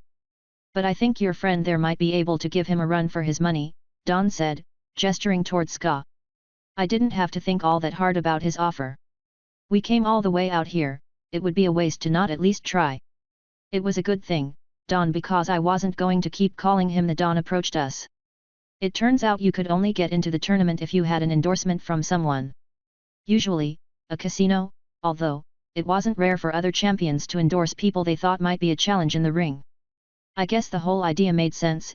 If I was the champion, I would want to fight strong and interesting people too. Chapter 148, Tournament Part 1. So that was how Ska and I ended up on the bracket for this tournament. It was the quickest and most legitimate way to gain entry to the bazaar. There were 100 spots and everyone was given a random placement. From what Don told me, there were 3 former champions in this round. He pointed out their names on the massive board. There is Hagar, looks like you and your friend lucked out, he is on the opposite bracket. Although, that means only one of you will be going to the end, assuming you got what it takes. I just shrugged and motioned for him to continue. Rasputin, yeah, he gave himself that name, is on your bracket. Dark magic mostly, although he can summon undead. It makes him a real pain to fight, or most people, not that it helped him against Hagar. Then the last one is Natalia, or she likes to go by the name Mistress of Pain. Poisons and curses are her specialties. It seems she is also on your bracket and probably will be your first real challenge. She is a nasty piece of work and doesn't like dirtying her hands, so she tends to work at range if she can help it. You're not joining? Don chuckled. No, I have nothing more to prove, I won once, that was enough for me to get the life I wanted. Okay, then why are you helping Ska and me? Call it a petty bit of revenge. I want to knock Hagar down a peg or 2. The man's ego has become so inflated that he is impossible to deal with. And I suppose betting on him to lose also couldn't hurt. Don shrugged. It is Vegas, bet away if you feel like it. The odds on you 2 are actually quite good. I'll think about it. When does this tournament start? In a few days, just head toward the Colosseum, it's just outside of town, big ass marble monstrosity, you can't miss it. Just follow the crowds. I nodded. I had seen the building but hadn't known what it was at the time. I mulled over placing a bet. I only had the 500 credits, since I hadn't sold any of the magic weapons I had crafted. Oh well, I guess I would see what my odds were. My odds were quite generous, 25 to 1. I thought that was a bit low before I remembered my level displayed 18. While I doubt it was the highest in the tournament, it was quite the achievement to break 15. Ska had worse odds, his were only 18 to 1. I chalked that up to someone witnessing his fight and checking his level. Of course, I bet on myself. Sorry, Ska, but I wanted to win. The first day of the tournament started around noon. Ska was up before me, so I got to watch a few fights before it was my turn. It gave me a general idea of the capabilities and levels of my opponents. And I was using Identify on everyone. With the upgrade nobody noticed my snooping. Not that I cared if they did. Fighting in the waiting area was against the tournament rules. Ska's opponent was a ranged fighter. He was quick and his magical spear was a devastating weapon as he could throw it and have it return to his hand in an instant. And against a slower opponent, it might have made a difference. Ska just weaved past a flurry of throws to close the distance, forcing the man to fight in close. This is where the man struggled as his skill set didn't lend itself well to melee combat. Ska dove under a clumsy strike and managed to get behind the man. I knew the fight was over, but the man still had one card to pull as he activated a lightning mantle ability, coating himself in crackling bolts of energy. This didn't discourage Ska as he pounced on the man's back and carried him to the ground. Ska's bracers absorbed the attack long enough for Ska to savage the man's back and spine. It was one of Ska's favorite moves and was how he managed to beat me that one time. The duel ended and the man's injuries were healed to the roar of the crowd. The man looked terrified as he picked up his spear and ran out of the arena. My guess was he had never faced a non-human opponent before. And while not excluded from the tournament, they were rare, with only 3 in total. The other matches I got to watch were nothing special, and I didn't get to see any of the former champions fight before I was called up. My opponent was a tall woman that wore armor that seemed a size too small for her as her muscles bulged out of armholes. She was carrying a large axe with a crescent moon head on it. Identify showed that she was level 16 and her class was Barbarian. I had decided to leave my staff in my ring for the tournament. My second class gave me hand-to-hand skills and I wanted to see how they stacked up. I wasn't too worried about losing my first match. We circled each other, getting a measure of the opponent before she screamed a battle cry and charged in. A wave of red swept in front of the swipe of her axe. I had decided beforehand to not use Sunder skill in this tournament either. I didn't want people left alive that knew what I was capable of. With a word, a wall of stone shot out of the ground, intercepting the red energy of her attack. When it connected, the skill exploded, filling the air between us with a haze of dust. I fired 3 arcane bolts into the dust, using multicast. She was able to dodge the first bolt but not the follow-up shots. I heard her grunt as the magic tore away chunks of her leather armor. But she seemed mostly unfazed by my attack. Her axe swung for my neck and I ducked back from the strike, letting it pass before quickly stepping in and grabbing the haft of her axe, stopping it cold. Then I did a spin kick, landing a blow across her shoulder. It would have been her head, but she had reacted quickly enough and raised her shoulder to block the attempt. I somersaulted back as she tried to grab me, releasing her axe and taking a fighting stance. She didn't look quite as confident now and my kick had done some serious damage to her shoulder. But that only seemed to increase her stats as she grew another 6 inches and what looked like 100 pounds of muscle. She let out a scream so loud my eardrums ruptured. I stumbled back a bit as the disorientation hit me and she rushed in to try and capitalize on her attack. I decided to use a spell I hadn't given much use to. A tiny goat appeared right in front of the woman and she tripped as her foot landed atop the poor beast, squashing it as it bleated out in pain. I recovered enough to cast Frostwave on the prone woman, ending the match. I wanted people to think I was mainly a caster and hand-to-hand fighter. The woman had been decent and the shout had surprised me, but she lacked the depth of abilities I possessed. I hadn't even used any of my real nasty abilities in the fight. I got to watch a few more fights after mine. One involved a fencer that put the skills Randy Cotton showcased to shame. She was quick on her feet and wove around her opponent while jabbing out with lightning-quick strikes. But she turned out to be very weak. Her opponent managed to back her into the corner of the arena, where his strength quickly overwhelmed hers.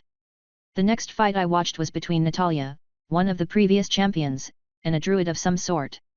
The fight was extremely one-sided, with Natalia's magic causing all of the druid's abilities to wither and die before they could even reach her. It must have been some sort of area effect she produced. It was one of the most boring matches I had seen so far. The druid just kept throwing spell after spell at her while the former champion slowly closed the distance. After that, her win was inevitable. I was curious about how she fought because she was likely going to be my opponent in a few rounds. The big upset turned out to be Rasputin getting his ass handed to him by a Templar. Sometimes the matchup and win were due to pure luck. The rest of the first round was uneventful for our ladder. We didn't get to watch the other ladder as it was held on the other side of a partition. I guess it was meant to keep the final match as interesting as possible. Since contestants weren't allowed visitors, it kept them from learning the tricks of the other finalist. Ska's next round was against the Templar. The fight started with Ska rushing in and trying to find a weak spot on the armored man. But the man had decent skill with his blade and shield, managing to shield bash Ska. Ska reeled from the hit and the man charged thinking he was open, only for Ska to leap over the slash and cut a deep gash along the man's arm with his magically enhanced claws. The Templar recoiled behind his shield and tried casting a healing spell, but Ska didn't let up. He pivoted and dove into the Templar's blind spot to tear a chunk out of the man's leg while activating his debilitating strike. The Templar screamed in pain as he toppled over, his spell disrupted and his back exposed. After that, it didn't take long for Ska to pick him apart. The man's swings were slow due to his arm injury and he couldn't move far due to the leg on the opposite side. I clapped as the match ended, happy that Ska had learned most of these underhanded tactics from fighting with me. My turn came again and I was pitted against the warrior that took down that promising swordswoman. Identify told me my opponent was a level 17 coureur de bois. I had no idea what that meant, but I assumed it was French. The man was wearing furs and dried pelts and wielded a club with short metal spikes on the end of it. The man looked wild, like someone had dragged him out of a wolf's den, and he gave off a similar aura of barely controlled violence. He slowly spun his mace as we circled each other. My decision to not use my staff and not show some of my main skills limited me quite a bit, but it also gave me the opportunity to test myself. I intended to win, but I didn't want that win to cost me too much in the way of secrets. I assumed the Stygian Order was keeping a close eye on me and this tournament in general and didn't want them learning more about me. The other man made the first move, tossing a small ball at me with impressive speed. I ducked out of the way, suppressing the urge to slap it aside. Turned out that was the right move as the item landed behind me and burst into a fine mist. I didn't stick around to find out what that mist did as I rushed the club-wielding man. The man was already swinging his wicked-looking weapon, but I punched forward, releasing a shockwave right at the surprised man's groin. There was a high-pitched scream as my attack connected and my speed shot up as I shot into his torso, activating flurry. The man had no time to recover from the stunning effect of my shockwave, and flurry was ridiculous with my high stats, dealing enough damage to end the match. The crowd was giving me mixed reviews, most seemed to be booing me, but I didn't care. I went over to try and help the man up, but he slapped my hand away and without warning swung his club at my face. I turned my head, managing to avoid a fatal blow, but I still staggered back as the attack had torn my cheek open. The duel had ended, so this man had just attempted to kill me. Rage boiled out hot and violent as I reacted before thinking. I shot toward him with unstoppable force and charge. He managed to slam his mace into my shoulder, but the damage was absorbed by unstoppable force. I didn't give the man another chance to strike me. My fist connected with his face just after I activated Godly Might. Somehow the man prevented his head from exploding like a watermelon, but he flew across the arena and slammed into the wall on the far side. Not against the wall, actually into the wall, as all of my kinetic force amplified the impact of my attack. I heard a horn being blown as men entered the arena to check on him.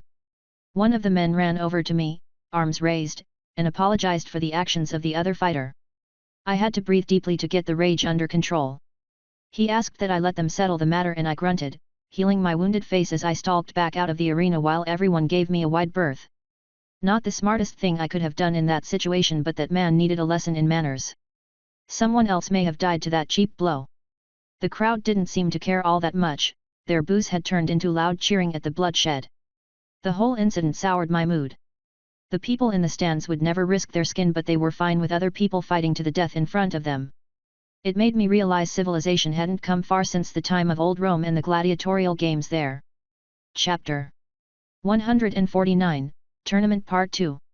After that unprovoked attempt at my life, my interest in watching the matches waned. If it wasn't for the fact that I was sequestered in with the other participants, I may have just said screw it and walked out. I was fine with testing myself against the people with a duel, but I wasn't here to fight to the death. Earning access to the bazaar wasn't worth that much in my opinion. I had other places I could access if I needed to. Well, looks like that moron Henrik nearly died, the Don stated dismissively. Yes, the man was always a bit of a hothead, but to try and kill someone after he lost is truly low. We will have to get rid of him, can't go having people like that ruining our tournaments. The Don nodded, want me to take care of it now or after? Charles Lamont rubbed his chin in thought. Go deal with it now, he is still injured and will make less of a fuss. The Don nodded and was about to leave before his boss spoke up. The two fighters you brought in are quite something. Let's hope they make it to the end. You know me, boss, only the best. Charles let out a quiet chuckle from his private booth overlooking both arenas. The Don was a decent fighter, but he truly excelled at picking talent and getting rid of problems. 3 of the arena champions had been picked by him. It was irksome though that Hagar had taken their generous offer of employment and spit in their face by turning it down. Now the conceited man worked for a rival casino. There was no love lost between the casinos. If anything, the animosity had only increased since the fall. Old grudges had almost broken the town apart, but the real troublemakers had been dealt with, and the most important thing was money still flowed in. There were still minor attacks, but with no police to interfere, they happened quietly and out of sight of the general populace. Or if that couldn't happen, they occurred as a random street fight. Nobody asked a question then. Charles was more worried about the dream crystal influx. Drugs were fine and it wouldn't be Sin City without them, but once people even saw the reflected light of a crystal, it was game over for them. Very few had the mental strength to fight against the compulsion to stare at the crystal. Even he wasn't immune to the effect. Charles would know, he had crystal rooms available for customers. For 100 credits an hour, you could indulge yourself to your heart's content. The rooms were almost always booked by 10 or more at a time, showing just how profitable that enterprise was.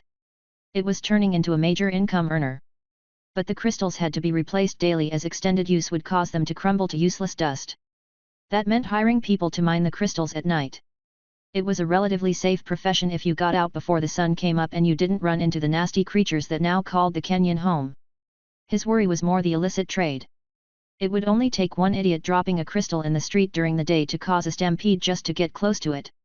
Charles was more surprised that it hadn't happened yet, but the casinos dealt with any traffickers harshly when they were caught. The rest of the second round was filled with some pretty intense matches. Most of the lackluster fighters had been weeded out in the first round. I watched one match where a man carrying 2 wicked-looking curved daggers just walked up to his opponent and sliced him apart without the other man putting up a fight. The man looked familiar, but I couldn't quite put my finger on where I had seen him before. Whatever ability that the dagger-wielding man had used wasn't visible to anyone outside of his fight. I assumed it was some targeted ability. The only clue was the man's whistling tune as he approached the unaware opponent. Another fight I watched was between a massive man that stood almost 7 feet tall and carried a warhammer that looked more like a massive sledgehammer. The head on the weapon was easily a foot around and 2 feet long, yet the man maneuvered it as it weighed no more than a few pounds. And he used the weapon to devastating effect, forcing his spear-wielding opponent back with each swing. The spearman wasn't a pushover though, managing to sneak his razor-tipped weapon into openings to slice at his opponent. The fight was one of the closest matches I had witnessed, and it ended in spectacular fashion as the giant clipped the spear wielder on the shoulder with a strike of the hammer. If it weren't for the magical rules enforced by duels, the man would have lost his arm and a good chunk of his torso just from a glancing blow. Both seemed spent by the end of that round, and I noted that I could wear the giant down if I got paired against him. The last match of the second round was between a mage and a stealth-based class.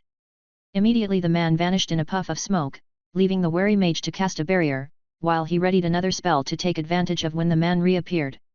Something tinked against the mage's barrier, causing him to spin around and unleash his spell. The noise had been a feint though, as the rogue plastered the opposite side of the barrier with strips of paper that I recognized as talismans of some sort. The mage quickly realized his error and turned back around just in time to see the other fighter stepping through a hole created by the talismans. The mage was able to fire off a few minor spells, but it was too late as the rogue was already too close. It didn't take long for the man to cut apart the mage after that, taking only minor damage from the spells. The third round got a reshuffle, mainly because they didn't want one person getting a bye all the way to the end. Ska got the bye for the third round, and he wasn't too happy about missing out on the opportunity for another fight. With the reshuffle, I was placed up against Natalia. Turns out her class was called Princess of Corruption and she was level 19. It was the highest class I had witnessed in the tournament so far. Getting close would probably not be in my interest as I watched her from across the ring. I knew she was rather slow when using her aura, so I used that to my advantage, easily outpacing her as I fired arcane bolts at her. She had a shield that absorbed the bolts, but that was fine, I was only using them to wear her down. When the shield finally fell, she was forced to turn off her aura, in order to avoid my attacks. Even then she wasn't all that fast on her feet, and I used the opportunity to test something.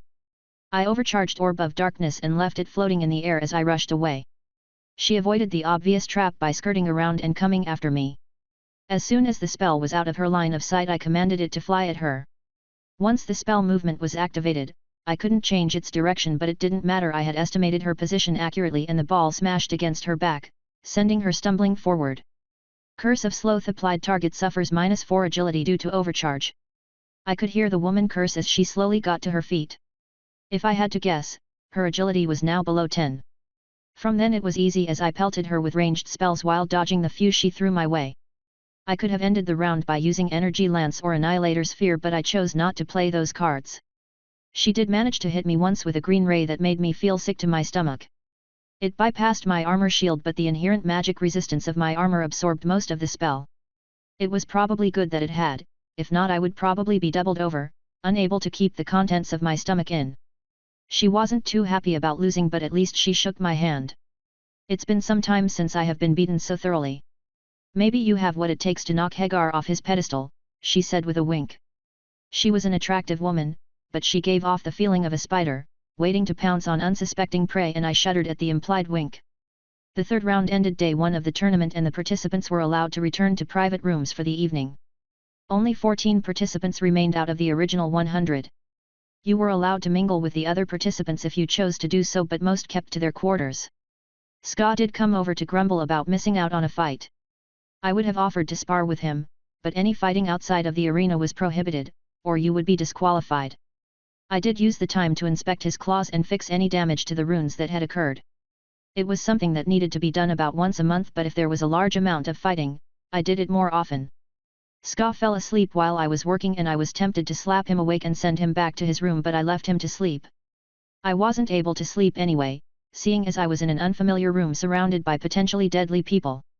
The night was uneventful and at one point I had actually fallen asleep. It was only for an hour, but I felt rested enough, seeing as I didn't need much sleep anymore thanks to my high endurance. The casinos were pulling out all the best to wine and dine the remaining contestants. It made sense, considering the strength of the remaining people. I indulged in the delicious food but decided to steer clear of the alcohol. Not that I couldn't drink an entire bottle of wine and not feel even slightly buzzed, but best to avoid the possibility. I only ate a minimal breakfast. I didn't want an entire stomach full of food only to throw it up mid-fight if I got hit in the gut. The fourth round saw a change in the layout of the arena. Gone were the 2 open areas covered in a layer of sand. Now both arenas had been combined and all kinds of obstacles from stone towers to rock arches and even a broken-down 2-story building dominated the area. The sand was mostly replaced by dirt, grass, and rock. And in the center was a small pond. "Well, that's new," one of the remaining contestants mumbled. A PA system crackled to life as the announcer spoke. "Welcome to the 9th Tournament of Champions. This month we bring you many new faces as well as some celebrated contenders and even the current champion Hagar." The crowd roared in approval as the champion's name was called.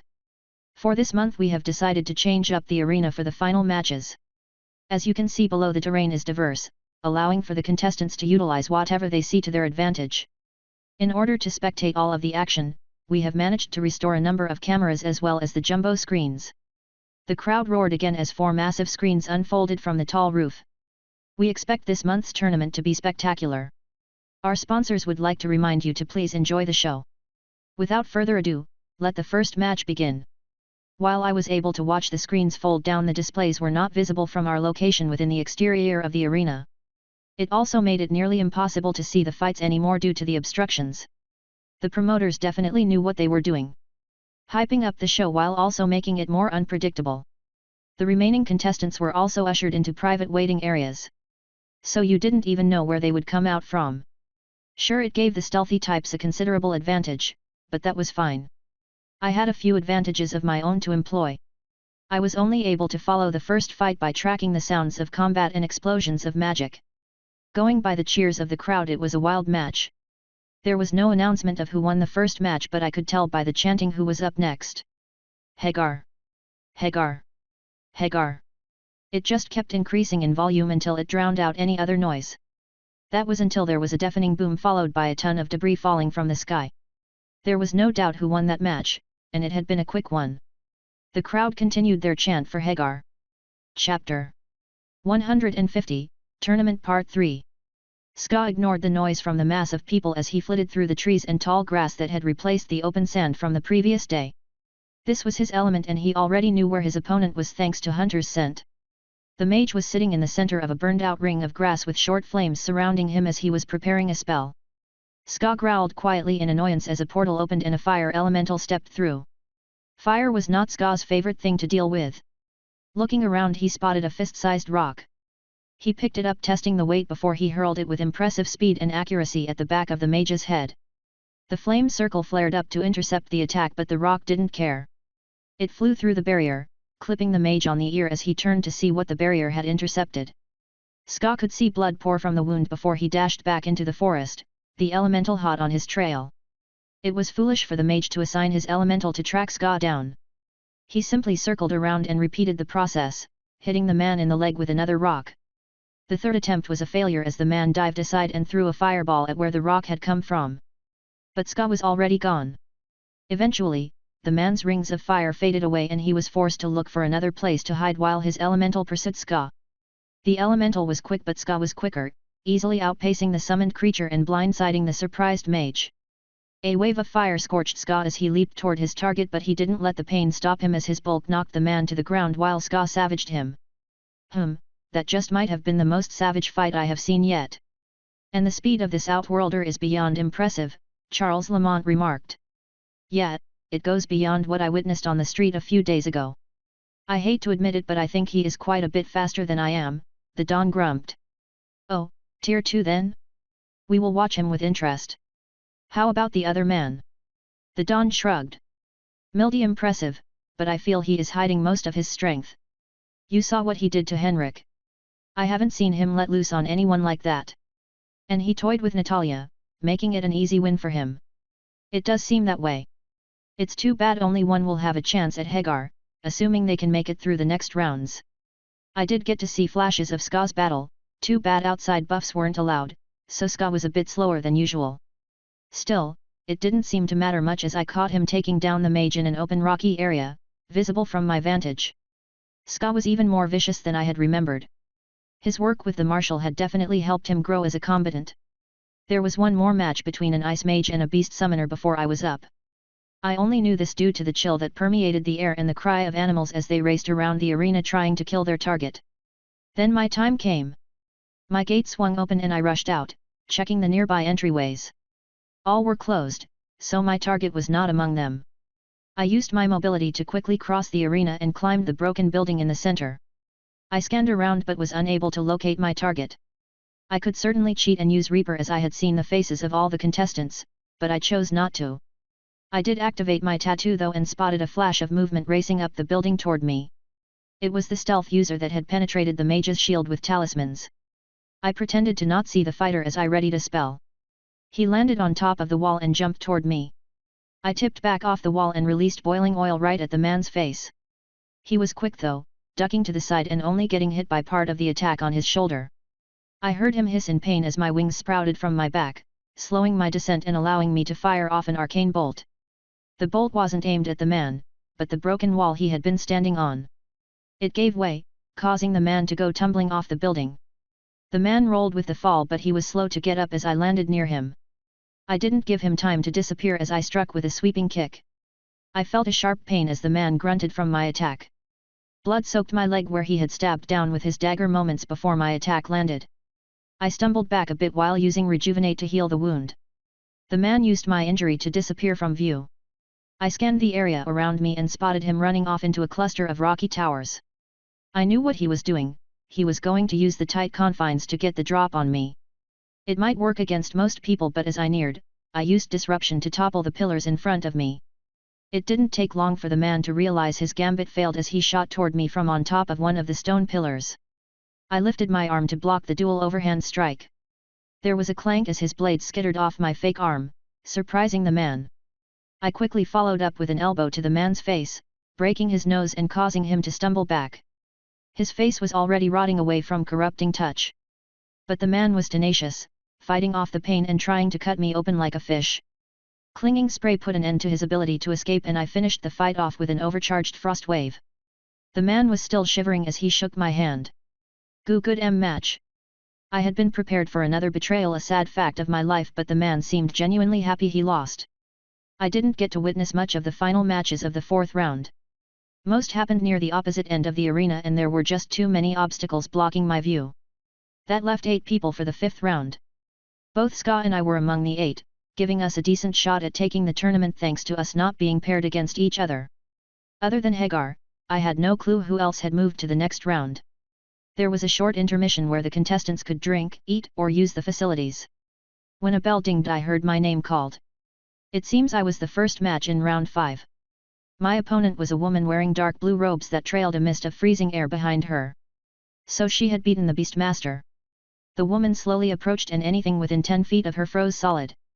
The sound of ice cracking made my hairs stand on end, but it was the dozens of ice spears hovering around her that made me anxious yet curious at the same time. I fired off a few spells to test her defenses as I avoided the icy missiles as they cracked through the air leaving a trail of frost. I couldn't even get close enough to use Identify to see what class or level she was. She was excellent at controlling the space around her as shields of ice formed, intercepting my attacks. She was also tossing out snowballs that grew sharp icy spines. The balls of snow and ice flew around and tracked my movement. I had to keep on the move to avoid the snowballs. When they got close, they exploded into a shower of icy projectiles. It was no wonder the Beastmaster lost. I tried my Orb of Darkness trick, but she must have seen that fight because a spear of ice shot through it, causing it to pop. The only thing keeping her attacks at bay was my fists, now imbued with earth and fire. I wouldn't be able to keep that up long though, as I could feel it taking a toll on my body. Had I figured out a way to enhance my body, I might have been able to keep the imbuement going. But I still hadn't made much headway on that experimentation. After only a few minutes I was forced to cancel the spells and allow my hands to return to normal. I would like to say I thought of a way to counter my opponent, but without pulling out some of my hidden aces it wasn't going to happen. I did use my speed and spells to rush in and attack her, but she had been ready for that. Her entire form was coated in a thick layer of ice as my fist smashed into it, sending a spiderweb of cracks across the surface but leaving her unharmed. When I tried to retreat I found my feet frozen to the ground. I struggled against the growing ice, managing to free one foot before I was hit by 3 spears of ice. The first one shattered the shield on my armor and the other 2 speared me like a fish. Just like that, the fight was over, I had lost. There hadn't even been enough time to heal the damage. I wasn't too mad about losing, disappointed maybe but not mad. After seeing some of the fights I knew I wasn't the best fighter here. It would be nice if Ska went all the way, but I didn't think he had any counter to the Ice Woman. I did get her level and class though. Tatiana Frostmaiden/Winter's Heart 2012. Her level was one of the highest I had seen and so far the first in the tournament that I knew of to hit level 20. She had elected to specialize in cold magic and it worked well for her. I had no doubt that her intelligence stat rivaled mine and she made exquisite use of her spells. She wouldn't fare well against someone like Jamal Redford the Magmamancer if he were still around, but anyone without sufficient heat or the ability to counter her ice, and she was pretty much assured to win. Even my overbearing stats were no match for her after she took away my biggest advantage, mobility and speed. After that, it was easy for her. I gave her a toothy smile as I walked up and shook her hand. That was a fun match, thank you. She smiled demurely, it would have been more fun had you not held back. A pity, perhaps some other time you will show me your true strength. I coughed sheepishly as she released my hand and walked away. Despite my loss, I walked away happy. If I had really pushed myself I probably could have beaten her. All I needed to do was surround her in magma or use some of my more powerful abilities like Energy Lance, Annihilator Sphere, or my Mana Cannon hand. But I didn't feel the risk of exposing those abilities was worth the reward. I would talk with Dawn after the tournament to see if I could swing another way into the bazaar. If not, I would figure something out. Ska's match did not go in his favor either. He was up against that strange man that froze his opponents and simply walked up to them for the kill. Unfortunately, I got to watch the whole confrontation as it was near my room. David Blaine Mentalist/Illusionist 2010. Well, I wasn't expecting to see the world-renowned former magician in a tournament. He looked completely different. I guess the fall of civilization had been hard on him, but it looked like he had found his niche. Ska was powerless against the man's manipulations and it was mostly a repeat of what Mr. Blaine's previous fights had been like. I felt bad for Ska, he loathed fights like this. But it was a reality he needed to face. I would have probably fared slightly better with my high intelligence and Iron Mind title, but Ska only had the title and I knew his intelligence stat was not something he put a lot of emphasis on. Had we known what we were up against, we could have prepared, but I guess that was the whole point. The sixth round saw another change in the arena layout. Gone were most of the obstacles, allowing for a clear view again. There were still a few smaller obstacles though, allowing for places to avoid detection or remain out of sight. Tatiana and Mr. Blaine gave one hell of a performance. Tornadoes of ice and snow ripped through the arena while Mr. Blaine would shimmer out of view only to appear somewhere else and fire off some weird reality warping wave. I didn't think he was teleporting around, but I could be wrong. It was no surprise that Tatiana had been immune to his opening move. Mr. Blaine didn't seem too concerned about it at first. As the fight dragged on, Tatiana pressed the man, firing spear after spear of icy death at the projections that appeared around the arena. She wasn't doing this all willy-nilly though. With each attack, the arena grew colder and her domain spread. Soon she finally caught Mr. Blaine inside her aura, and similar to what happened with me, he was stuck. He flailed about, warping the surroundings and causing the missiles to miss him, but that was only a stopgap measure. She turned him into a pincushion after he finally ran out of mana. I had to clap. It was an impressive match between the two of them. I could tell they hammed it up a bit for the crowd though. I assumed Tatiana had been a Vegas performer prior to the system, similar to Mr. Blaine.